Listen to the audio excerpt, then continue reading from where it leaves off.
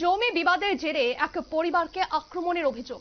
তেলিয়ামুড়া মহকুমার গামাইবাড়ি এলাকায় এই ঘটনাটি এবং অভিযোগের তীর স্থানীয় প্রভাবশালী এবং ক্লাবের বিরুদ্ধে অভিযোগের আঙুল।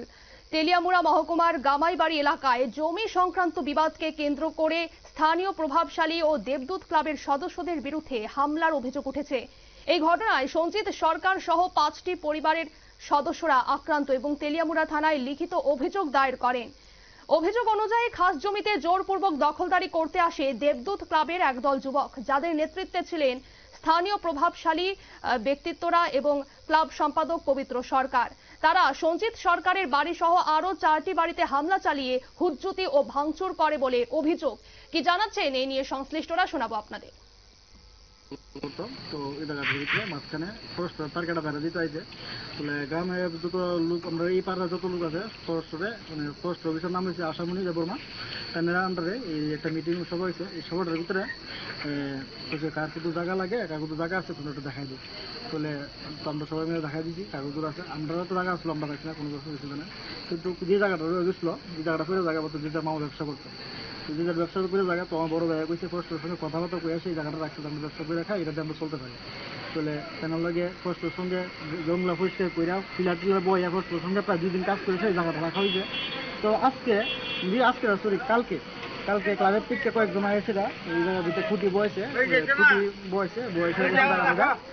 তারা ক্লাবের আন্ডারে দেবদূত ক্লাবের আন্ডারে এই কথা বলে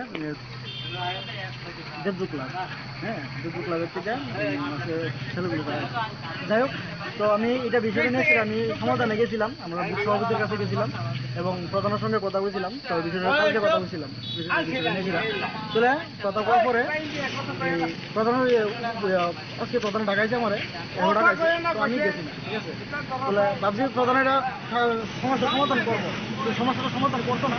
কিন্তু এই যে ঘটনাটা আছে এই ঘটনার ভিতরে সমস্ত বুথ সভাপতির হাত আছে এখানে এবং ক্লাব প্রেসিডেন্ট যে আছে পবিত্র সরকার সম্পূর্ণ তাদের হাত আছে। তাদের ফোন করছে আমার বাইরে গেছে না মালবার কারণে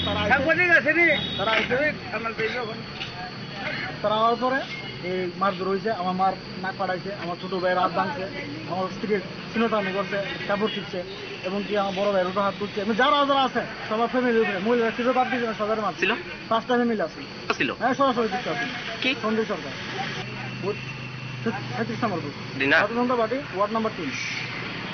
বুথ সভাপতিরা যখন আমি ফোন করার পরে সারাদিন এলাম যে এই বিষয়টা কি নিয়ে করবো, সেটা তো মানুষের জায়গা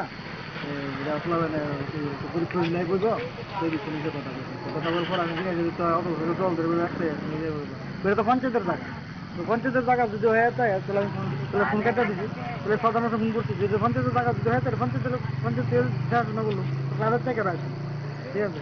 এই কথা হওয়ার পরে তো আমি গেছি কি যদি এতে লোক আইয়া মেম্বার আইব প্রধান আইব বা সভাপতি আইব বা বুথের যে কার্য হতো তারা কথা কইব যে পঞ্চায়েতের যদি হয়ে বা পঞ্চায়েতের যদি জায়গা হয়ে থাকতো তো পঞ্চায়েতের পরিষ্কার করে হইল এই জায়গার ভিতরে ক্লাবের থেকে আসে অন্য একটা ফ্যামিলি কীভাবে বোয়া।